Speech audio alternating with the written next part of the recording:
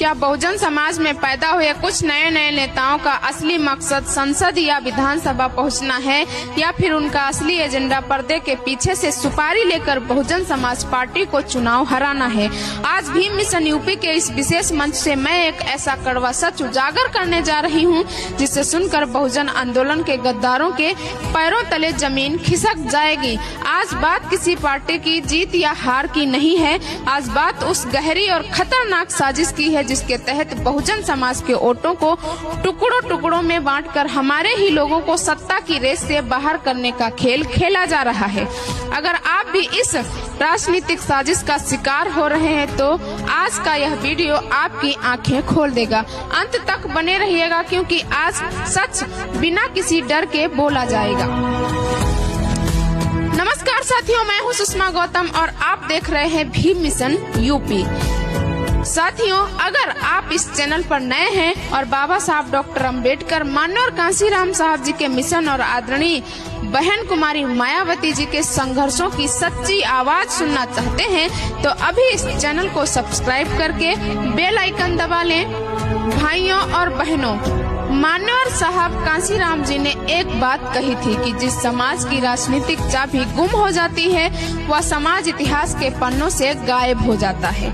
मान्यवर साहब ने खून पसीना एक करके साइकिलों पर घूम घूम कर पूरे देश के शोषितों को एकजुट किया और बहुजन समाज पार्टी के रूप में एक ऐसी राजनीतिक चाबी तैयार की जिसने उत्तर प्रदेश जैसे बड़े राज्य में चार बार हुकूमत बनाई। वो एक ऐसा दौर था जब मनुवादी ताकतें हमारे समाज के सामने आंख उठाने से भी डरती थी।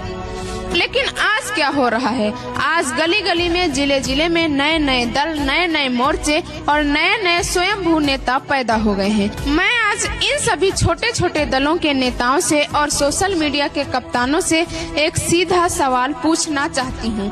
जब आपको अच्छी तरह से पता है कि आपके पास ना तो पूरे प्रदेश में संगठन है, ना कैडर है और ना ही चुनाव जीतने लायक वोट बैंक है, तो फिर आप चुनाव में प्रत्याशी क्यों उतारते हैं?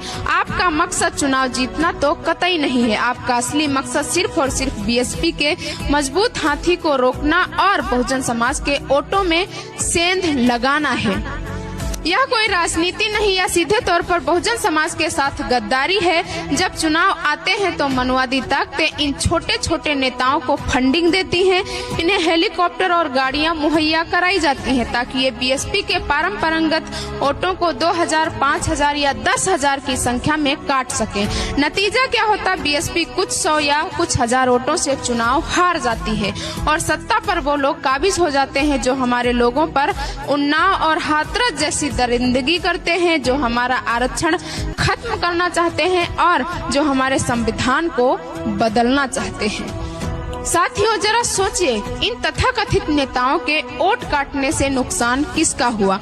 नुकसान आदरणीय बहन जी का नहीं हुआ, नुकसान इस देश के करोड़ों दलित, पिछड़े और आदिवासियों का हुआ जो न्याय के लिए तरस रहे हैं। ये नेता चुनाव के बाद बड़ी बड़ी गाड़ियों में घूमते हैं, इन्हें बड़े बड़े बंगले मिल जाते हैं, लेकिन हमारा आम भाई, हमारी बहनें आज भी जमीन पर थानों और कचहरियों के चक्कर काट रही हैं। बाबा साहब ने कहा था कि मुझे मेरे समाज के पढ़े लिखे लोगों ने धोखा दिया। अगर आज बाबा साहब जिंदा होते तो वो कहते कि मुझे मेरे ही समाज के महत्वाकांक्षी बिकाऊ नेताओं ने धोखा दिया है। इसीलिए साथियों, अब समय आ गया है कि हम इन वोट कटवा नेताओं और बहुजन आंदोलन के जय चंदों को पहचाने, जो नेता बीएसपी को हराने के लिए मनुवादी ताकतों के हाथों का खिलौना बना हुआ है, उसे समाज कभी माफ नहीं करेगा। हमें यह तय करना होगा कि हमारा वोट किसी बिकाऊ नेता की जेब भरने के लिए नहीं, बल्कि दिल्ली और लखनऊ के तख्त पर हुकूमत कायम करने के लिए गिरेगा। एकता में ही शक्ति है और बिखराव में सिर्फ और सिर्फ बर्बादी है।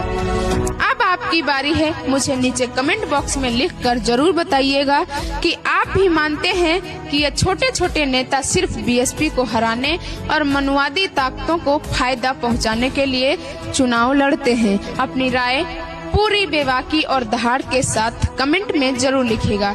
इस वीडियो को रुकना नहीं चाहिए, इसे हर एक बहुजन युवा के व्हाट्सएप और फेसबुक ग्रुप में शेयर जरूर कीजिएगा ताकि समाज इस साजिश को समझ सके। वीडियो को लाइक करें और आपके अपने चैनल भीम मिशन यूपी को मजबूती देने के लिए सब्सक्राइब जरूर करें। मैं सुषमा गौतम जल्द मिलूंगी एक और धमाकेदार और कड़क विश्लेषण के साथ। तब तक के लिए धन्यवाद। देखते रहिए भीम मिशन यूपी।